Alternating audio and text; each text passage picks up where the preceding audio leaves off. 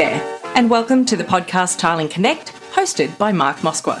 This show is designed to connect people with the best information intended to strengthen the business of tiling. To keep up to date with all the episodes, don't forget to subscribe. Tiling Connect is brought to you by Lux's Grates, the leaders in aluminium drainage, which are UV stable, rust proof and customisable on site.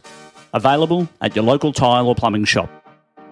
Hey everybody, Mark here from Tiling Connects. Welcome back to another episode, and I must say, more importantly, welcome back to 2024. We had an amazing 2023, and we're incredibly humbled by the community, the growth, and all of the feedback and support throughout the year. We're very lucky and fortunate today to have another amazing guest with us, and I'd like to introduce Brenton Russo from MULTIPANEL that are based in Melbourne. Brenton, thanks for joining us today. Thanks for having me. You're very welcome, mate. How was the break over Christmas? Yeah, good.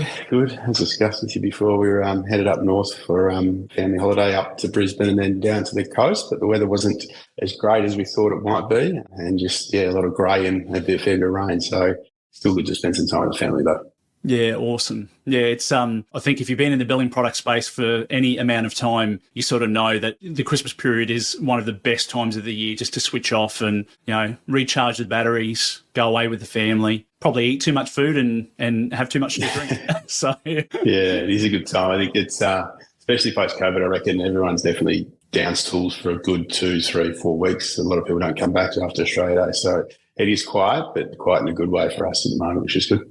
Yeah, that's excellent. Great time to catch up. And I've noticed that myself just the past 12 to 18 months and possibly into the 2-year period that a lot of tradies are really taking at that time at Christmas. And I know a lot of guys and some girls aren't coming back until like the 15th, and they left on the 15th of December, They were just like, The team's got to have a break. We need time off, purely because most of them are doing 6-7 days a week at the moment. It's non-stop, there's that much work out there, right, which is a great thing, but people can burn out, which is not a good thing. So absolutely.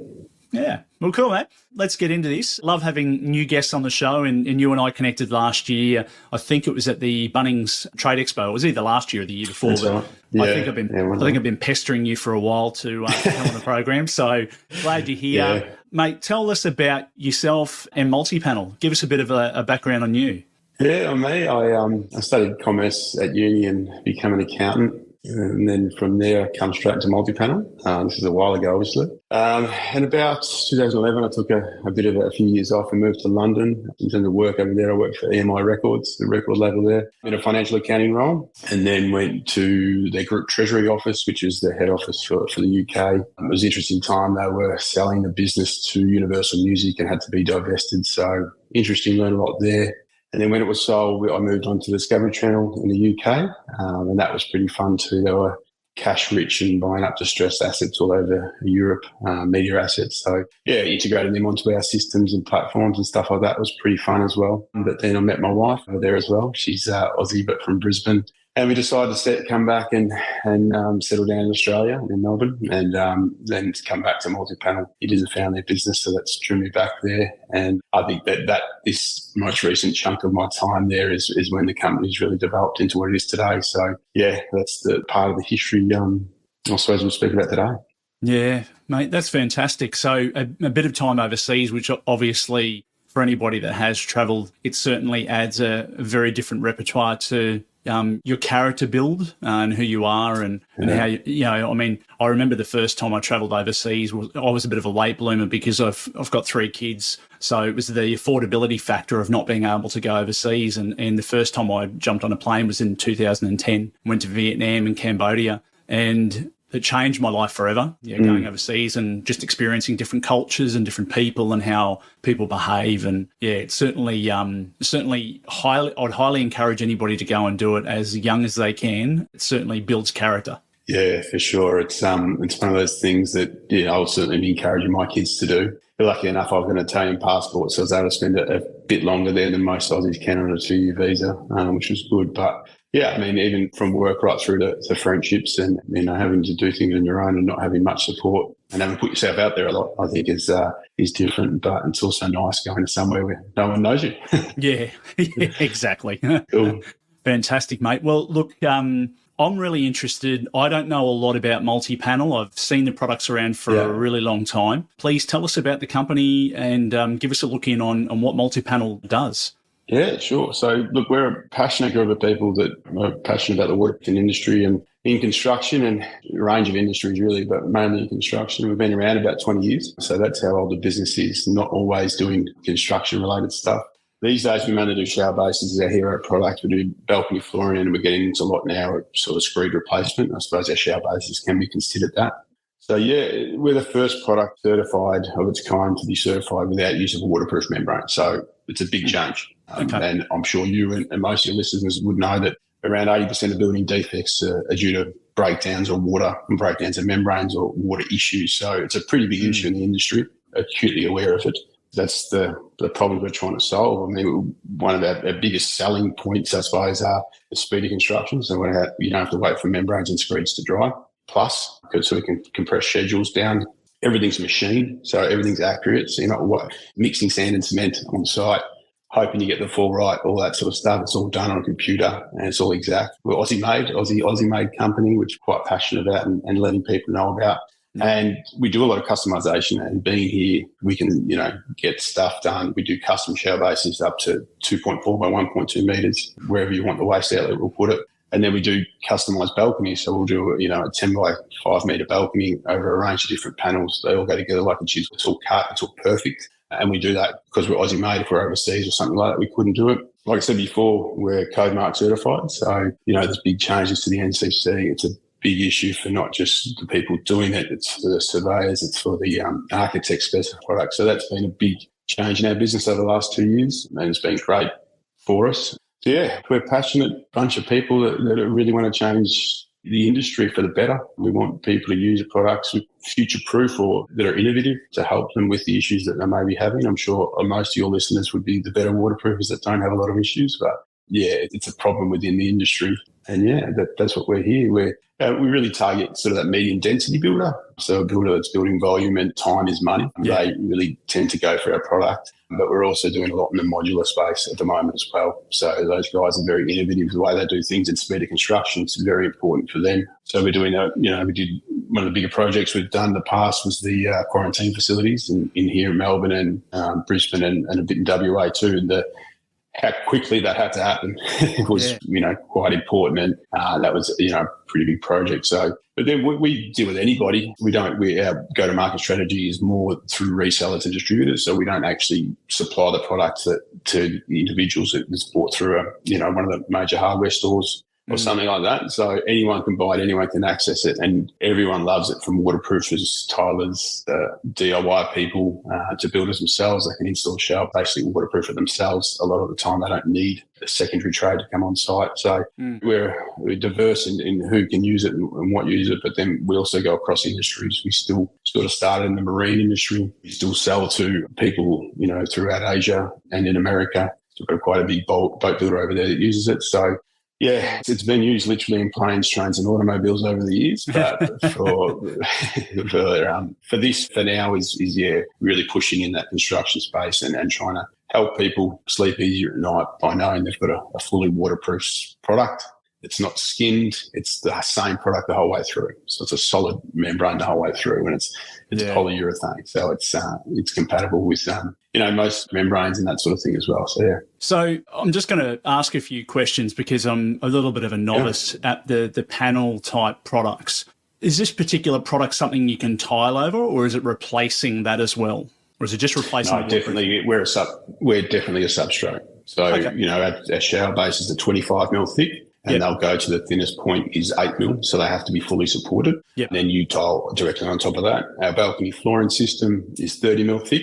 So a big plus in that, in terms of construction and that sort of thing, is you can put the floor down, you can put the shower base down, you can walk on it straight away. You can stomp on it with a nail. It doesn't matter, and it's not going to compromise your waterproofing. Then we're also doing sort of these graded panels now, which is like a screed replacement. So that'll go on top of a securer on the balcony, and it'll create your fall and your waterproofing all in one. So you don't have to cart sand and cement up to the 13th story of a building. You can simply put these panels down. They'll come in a kit, a jigsaw. I think we're about 20 times lighter than screed. Yeah. So there's a whole heap of savings there in terms of OH&S, having it painted up, all that sort of stuff. It kind of makes a lot of it easier. And it's also, you don't have to engineer the structure as much. If you're not putting those tons and tons of screed of weight on a balcony, you can build a lot quicker and a lot more lightweight. So yeah, look, it sounds like an amazing product. I know I've had a pretty thorough look through your website, and from what I saw, was pretty impressed. And knowing that you can tile over it, that's amazing. So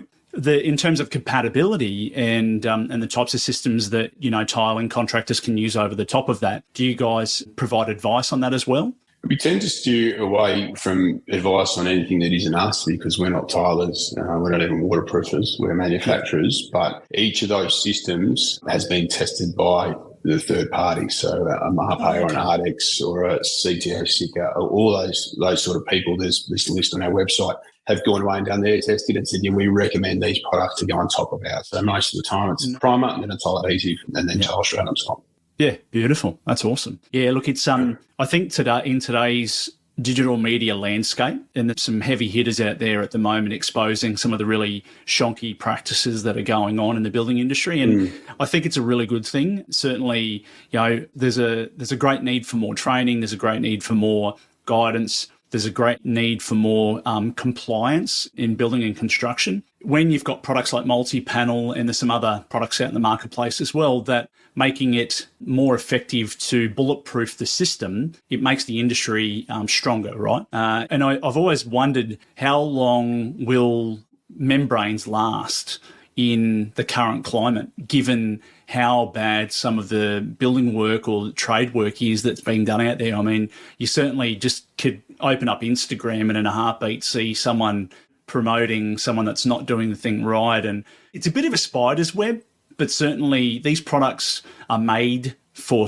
making the industry stronger. So you would think that installing MULTIPANEL would be a much more effective way than relying on someone using a brush and a roller and expecting them that they'll get it right, because there's no prefabricated measurements to using a paintbrush and roller. It's every job's going to be different. Every person is going to apply the thickness of the membrane to a particular microns different from one job to the next, one person to the next. So there's no consistency where MULTIPANEL is providing that consistent application. Yeah, that's right. And I think that's the problem, is you're not relying on a couple of microns, like you said, or a few millimetres of waterproofing. It's something that it's not bulletproof, no system is, but it can cop the young kid that shouldn't be walking on the waterproofing, his first day on the job with a stone in his boot, walking across it accidentally. Yeah. We can do that. We can cater for that. So it's just, it's like I said, we're passionate about the industry and making it better. And so whether you select us or one of our competitors that's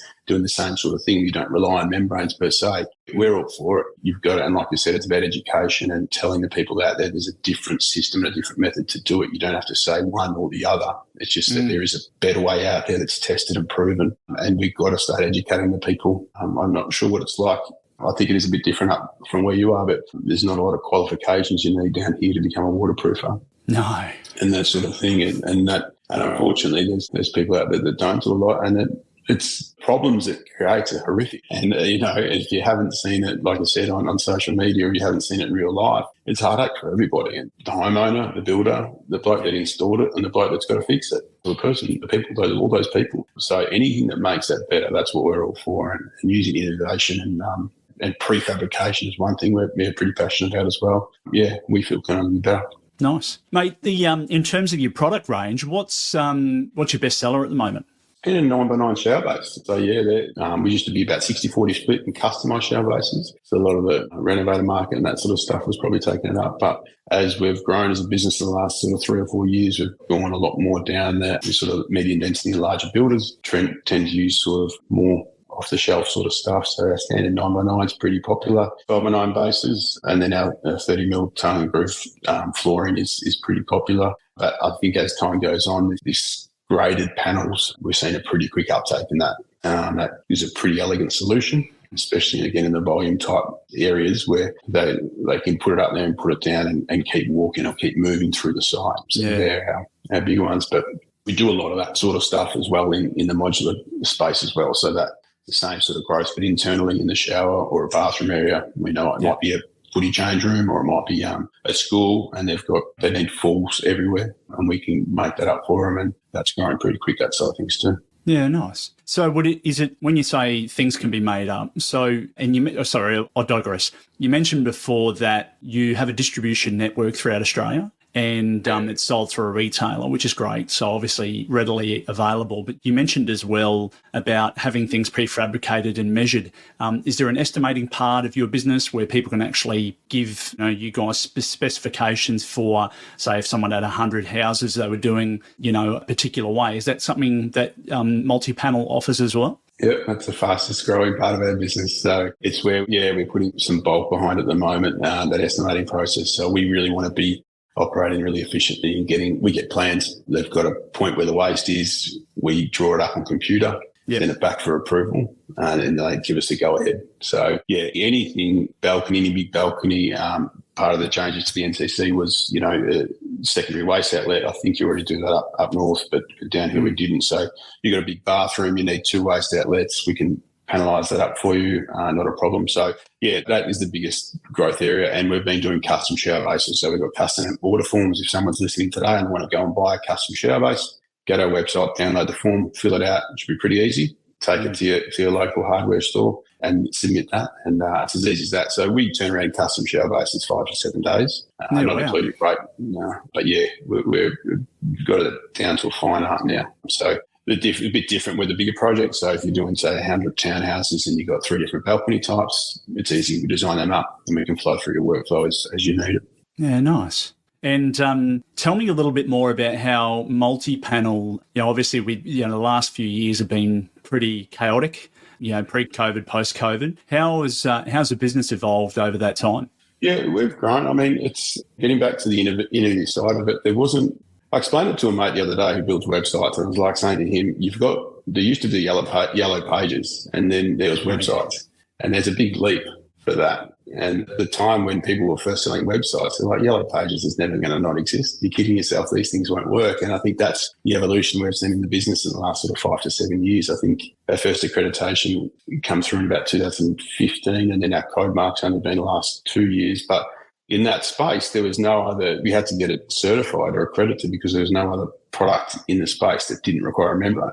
There's a couple others now. So that education side, so when you say, how's the business going, we're nowhere near a ceiling. So for us, there's just plenty of blue sky. Even the slight downturn in the industry, call it Australia-wide with, the economy, it's like, depends who you're speaking to, what you hear. But, the government wants to build 1.2 million homes over the next 5 years, but builders, building $5 million homes, their pipeline's drying up a bit. So it just depends. There's still a lot of blue sky for us and a lot of growth. This year we're growing at 30% year on year, financial year to date, and I think we'll exceed that by year end. So in terms of what we've gone through, to your question, over the last few years, it's just growth. It's been difficult through COVID. We probably didn't grow as fast as we would like to, but we were very fortunate just to be able to stay open. And being an Aussie manufacturer, we were able to do that and keep supplying the industry, which is great. So yeah, awesome. We did pick up business on the back of people not being able to get supply from overseas on different things. It's a product I haven't mentioned, but we do shower niches. Oh, okay. Very easy and quick to do and install, 100% waterproof, part of our system. So some of that was not able to be sourced from overseas through COVID. So we picked up some decent builders using, volume on the back of that. So, but awesome. In terms of what we've seen in the last few years, it's just good to be, it's not that long ago we were going through COVID, just sort of compartmentalize it, I suppose. But pretty happy to see the back of it. But, we're still a young, growing business, even though we've been around a while. Yeah, nice. Yeah, that's awesome. And I imagine, I shouldn't imagine, I should just ask, your manufacturing facility, is it in Melbourne? Yes, we're just about to move. So we were lucky enough. We've outgrown our current facility, so we're moving a couple of doors away, which has been fortunate for us. We acquired a site there, so we're in the process of moving there at the moment.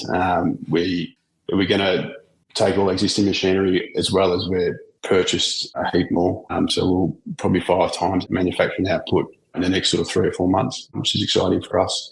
So that's all happening as we speak. So manufacture it down here, but like I said before, accessible Australia-wide, and we send it in containers all over the world. Yeah, nice. Are you, in the size of your team, got a big workforce? Yeah, growing. I think we're at 15 or 16 now. And I think, by the end of the financial year, we're probably up over 20, which is great. Cool. So, we do, like I said, a lot of stuff's done on computer, and our manufacturing process is not labour intensive. So that's good for us. So, we've still got a lot of growth in our existing sort of operations, which is good. Fantastic, mate. Well, it's always good to hear about an Aussie story, manufacturing locally, good team, really healthy business, and in particularly, an innovative product that's adding strength to the industry. I imagine, you've had a bit of work to do with tiling contractors and end users over your time. Probably not, sort of super intimately always, because obviously you're running the business, and that takes a lot of time out of your day. How do you think that, in terms of installation of tiles in the future, do you think what sort of part do you think multi-panel is going to play in the next 5 or so years with tiling contractors? In terms of tiling contractors, specifically, we deal with a range, like I said, waterproofers, and mainly sell direct to builders, and then bring in the waterproofers and their tiles per se. But a small thing I picked up, we went and visited a factory that's a modular builder doing bathrooms, and they pre-cut every tile that goes into these modules. Wow. And I was just blown away. I was thinking, so that's zero waste, yeah? So it's all done on a computer. It's all pre-cut. They get kit tiles, which I know is already available. I'm not sure to what level on the market, but they pre-cut every tile, and you get a kit of tiles and put those tiles in. And for me, it blew my mind in terms of, just pure lack of waste. And if we could build things more efficiently, and from a tiling perspective, these things aren't cheap, especially, done a few renovations myself. There's tiles and then there's tiles. So I think in that space, if you could potentially give plans, instead of plans to a tiling outlet, and say, give me enough tiles to cover this bathroom to the wastage of 10 tiles instead of 100 or whatever it might be. Or I think that's a huge thing. And I really like seeing that. Yeah, awesome. Yeah. Look, I don't know how the Europeans will feel about tile wastage, because I know they're not as. I don't think they're as efficient as what some other countries are. I think they love just to make. They're very flamboyant. Let's just put it that way. But I know that they, they love their tiles, and if it takes 20 square meters for a 10 square meter job, so be it. That's how it works. But I know there's a lot of other countries out there striving for efficiency and less wastage, and lower CO2s and all of that sort of stuff, which obviously helps the environment. But that's cool. It's good to know. Well, mate, look, I want to shift gears for a second. No doubt we'll jump back into a little bit more about multi-panel, but just want to find out a little bit more about you. So, during your work and what you do as a CEO, how do you stay motivated in the business? And, what's, have there been some inspiring times that have challenged you, have, created a different world for you? Yeah, stay motivated. I think it's important to have a good team around you and to push each other. We're a values-based business, and, two of our values are, care and helping each other and having that respect for each other, but also driving everyone along. And so I think we've got a great leadership team that they're empowered to go and do things and make decisions. In terms of motivations, we kind of have to we push to motivate each other, which is great, and that sort of thing. And it is tough at times, going through. One of the big changes in our business was we used implemented a system called EOS, which is a way to run a business. It's called the Entrepreneur Operating System. And one of the big challenges with that, we have a consultant that came in and helped us do that. And he said, you're going to lose most of your team. And we'd just gone through a lot of change. And I said, what do you mean we're going to lose most of our team? I've got a great team now. That's the reason we've been called in to push this team along. And that was at the sort of start to mid-2019. And from then to now, we've got one person left that was still part of that original thing. So I think one of the challenges going along is always team and structure. But part of this EOS system we use is being a values-based business, and where now we hire and fire based on values. And having those values in place has made it a lot easier to hire the right people. So that challenge is still always there, and finding people is always there. But in terms of the difficult times over the years, it's been challenges with people. We find that a little bit easier at the moment, to be honest. Good. Sorry, I was caught up with what you were saying, and I was remembering a time when I was in a business where we had a very similar situation and scenario where an external consultant came into the business and said very similar things, and it was quite confronting. But certainly, I think 3 to 4 years down that pathway, the consultant's theory came the implementation of that program occurred, and I think there was left with probably maybe one or two of the past people, and it was a whole brand new team. But that's what they do. They reshape businesses so that they can go through the next set of challenges and goals and accomplishments for the organisation for it to grow. Yeah, absolutely, and that's what we've seen. It's a system we still currently use in the business, and everyone is on board with it now. And it's just one of those things that it really helped us grow over the last few years, and it's going to help us grow into the future. But we love it. Yeah, nice, awesome. Well, I like this question. What advice would you give aspiring entrepreneurs just starting out on their business, or if they're launching a new product, which is a very niche thing at the moment, to coin the phrase? Certainly, there's what advice would you give? Bed down your company values as soon as possible. If you're starting up the business, be ruthless on what you want to do and the way you want to operate. And then as best you can, seek like-minded people, whether it be employees or staff or suppliers or customers even. Make sure you have a set of values which you want to operate under, and they'll probably be closely aligned with your personal values. And it just helps you guide you with your decision-making. So from your values, and then obviously you know what you want to do, so just planning after that. I think plan what you want to do and then stick to it, and having those values will really help guide most decisions I've found. So they're the best things. And then don't be afraid to ask for help and use the best help you can afford at the time. Like I said, the guy that helped us implement EOS, Dennis, he's a great guy. And our accountants over the years, particularly the ones we use now, Blue Rock accounting firm, full service firm, but that outside advice and help, it can be a pretty lonely place at times. So using that, and the people around you, and then it gets back to team always for us. So we've got, like I said before, an excellent leadership team that do a great job, and we're a family business, so work pretty closely with my brother as well. He's a great support as well. So it's the people around you, but be bullish on your values, and I think if you can stick to them, it gets hard at times, especially when you're chasing business. But if you can stick to those values, I think it's best. A brief word from our sponsor. Are you looking for a water drainage solution that serves its purpose and adds a touch of elegance to your space? Lux's Grates are here to revolutionise your indoor and outdoor applications. Whether it's a shower, bathroom, balcony, pool, or any other area, Lux's Grates is the ideal choice. It's quick and easy installation that you can bang out in just over an hour. Their standard grates offer a classic and timeless look, while the next generation style adds a modern twist to your space. Lux's grates are made of high-quality anodised aluminium, ensuring durability and longevity. Do you have any tricks of the trade when it comes to finding people, mate? Like, it's obviously one of those things that every business owner, and myself as being in leadership roles, having recruit many people over the years that I've been involved in a few businesses, it's a tough game. How do you find good people or great people? Yeah, well, we do it now always back down to company values, what we need done to a certain extent. But if they're aligned in values and if they're people that we want to interact with and be around, we tend to find that that's the sort of people we hire. Yeah. And we're lucky, like I said, since we had that big sort of change, everyone we've hired based on our company values has stuck around.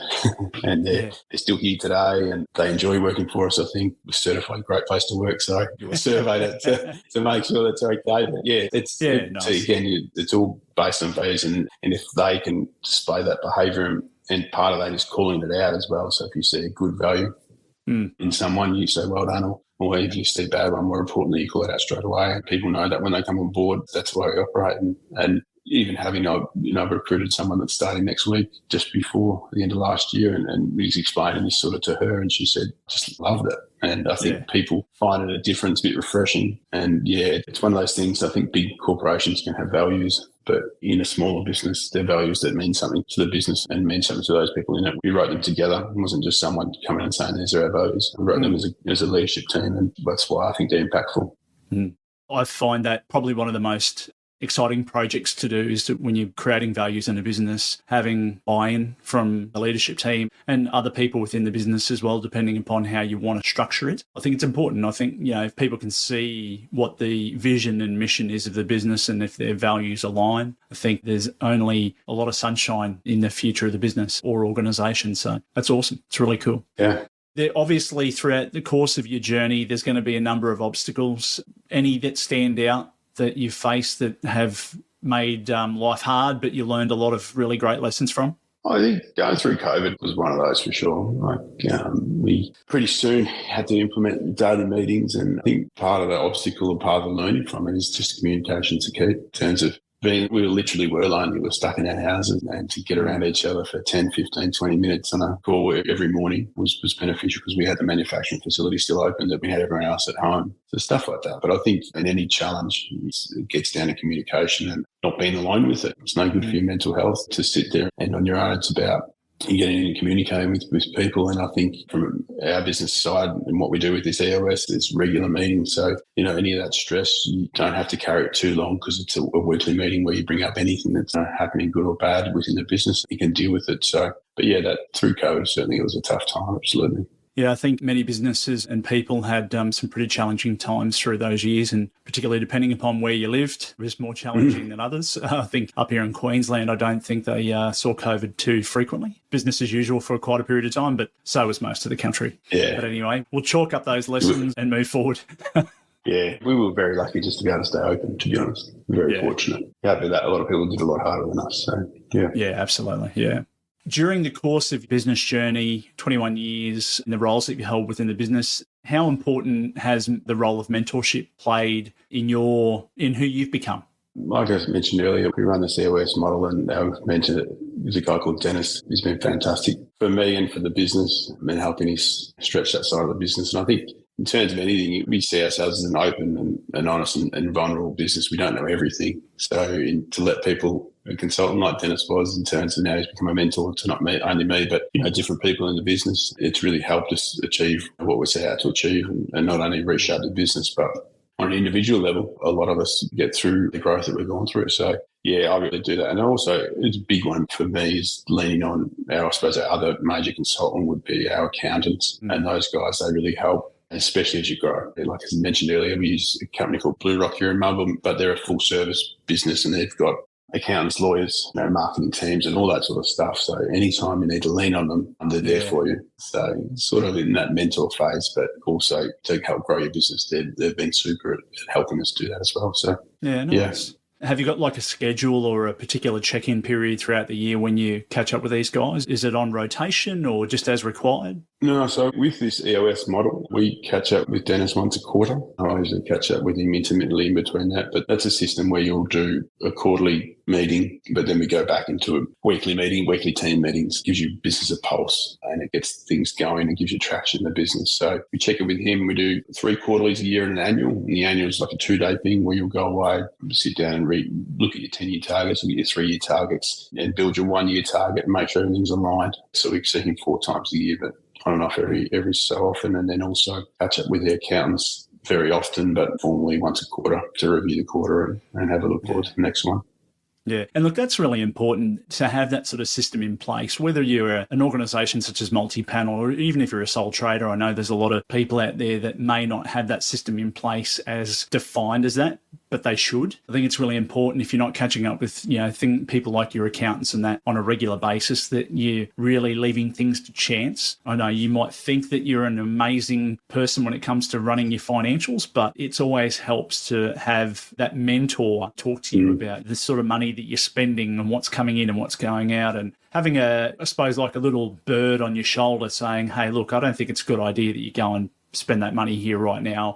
We've got a forecast for the next 3 years. We're seeing what's coming and maybe it might be better to hold it off until Q3. So before you make that call, but certainly you have to have that structure. Without that structure, it's a dangerous place. Yeah, absolutely. And I think it also should then free you from that worry. So free you up to go and do what you do, whether it's tiling or whether it's building or whatever. If you can regularly check in with these guys and they can sort of pat you on the back, because I haven't met many builders, for instance, that are gun accountants. So if you can check in and they can say, yeah, your cash is looking okay or whatever, like something like that, and then you can go and do your job. Yeah. Happy days, Yeah, absolutely. Yeah. Thanks for sharing.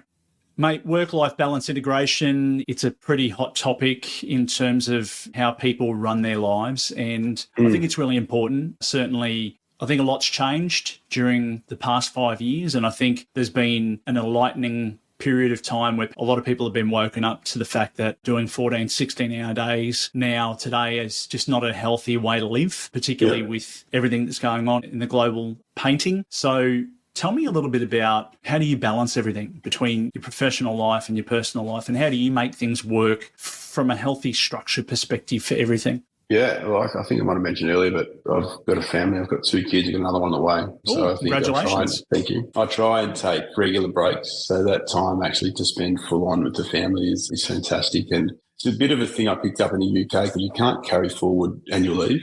So you have to use it. And for me, I encourage everyone in our business to use their leave. It's not there to be put away. Part of the fact is, we had one guy that accumulated 15 years of annual leave and had to be paid out, which was a bit of a pain. But it's one of those things. And then most of the guys now that work for us, guys and girls, they're all in the same space. They've got young families. We're acutely aware of looking after each other's mental health and that sort of thing, connecting with each other. Again, with this EOS model we use, at the start of every meeting, it's your best person for the week, which is a personal thing that we share with each other, and your best work thing. So it's always interconnected. And I think that gives us the opportunity, these meetings, also to vent any work stress. So if you leave one of these meetings and you haven't brought up a topic, it's kind of on you. Yeah. So that has helped. That communication has helped. And like you said, it's the days that are gone, I think, of 16-hour work days. And I fully believe that you got to work hard. Don't get me wrong. We always hustle and push, particularly towards month end. But if me or anyone in the business is working regular 60, 80-hour weeks, there's a problem. Mm-hmm. And it generally means we're under-resourced or understaffed or there's something else going on that's an issue. It's not. You shouldn't be doing that, in my opinion. So I'd rather get to the bottom of that than have that continue on. In the work-life balance sort of space, I think it's important to, especially as a small business, is to make sure you recognise milestones and reward each other based on it. It's something that we often call out. We have another monthly meeting. We can sit around, and up until recently we were just blokes and would sit around in these meetings and have 10 minutes of telling each other how much we appreciate each other, which is pretty uncommon, I suppose. But that's good. Calling it out and celebrating the wins, I think, is important too. Yeah, it is at times tough to find the balance, but I definitely find trying to keep up your holidays and then, also working in together within the business is good as well. Yeah, mate, that's awesome. Look, it's incredibly challenging to balance your time, particularly if you haven't planned it. And I find, and I talked about this in episode 35, about how I use my Google Calendar is my world, right? So it's set up for the year, and then it gets adapted throughout the year, but everything is in my calendar from the time that I go to sleep to the time that I wake up to the time that I go to the gym to the time that I'm at work during the day, everything else in between that, and including, breaks and holidays. And I have that planned a year in advance so that, I know exactly when my partner and I are going to go away, what the weekend is, and then leading up to that, plan it. And then we have the ultimate vision is to have a complete weekend together and away from everyone. So it's really important to have a really healthy mix of all parts of your I suppose they call it the circle of life, and without it you just fall into a heap. Eventually it'll happen one day. I think that's probably what's happened. History will tell us is that there probably wasn't as much awareness, and people did used to work themselves first to the death, and I think we're finally waking up to that, especially with the awareness around mental health. And those that sort of have gone before us have not been as aware of that, and I think it's a much better place in terms of that to be coming through it in these days than potentially it was back then. And it's not to their discredit. I don't think they realised or anyone knew, but they literally worked very bloody hard. It's also, there's still some of that stigma around. Like I said, it's a good thing in the UK that if you don't take your leave, carry it forward. Well, people just didn't and don't take leave still. No, it's crazy. It just builds up. And I think it's one of those things that, you should be encouraged to take. And lo and behold, you do take a break and you come back better and more refreshed and these sort of things. So, there's a lot of work, a lot of chat around it. I've met a number of people in the probably past 12 months that are going to 4-day work weeks and saying they're smashing it, even manufacturing businesses. A lot of that, people saying that sort of stuff increases production, all that sort of stuff. So we'll see, but time with the family can never be underrated. Yeah, absolutely. Mate, back on multi-panel for a minute. Tell us a little bit more about what the ultimate vision is for the business for the next five or so years. Give us a look in on that. Have you developed that plan? What does it look like? Are there some hot products coming you can give us a sneak look at? Maybe drop some hints without upsetting your clients?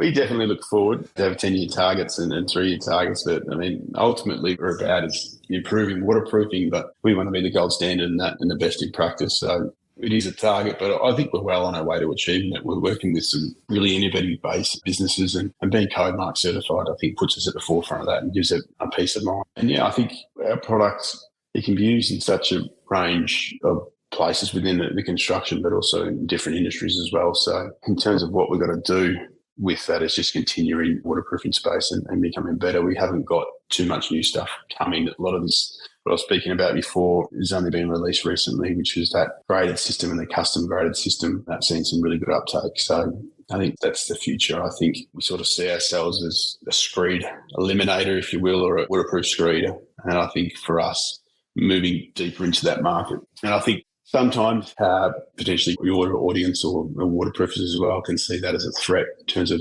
eliminating screed, but the smarter ones can see it as an opportunity to create a lot more revenue for themselves in terms of being able to do a lot more in the same amount of time, not having to wait for screeds to dry. So I think, that mix of sand and cement on site, in our opinion, is something we want to see the back of, and I think we're a perfect replacement for that. So for us, what we want to do is become that gold standard in waterproofing and see move into more the screed space and getting more waterproofers and tilers using it.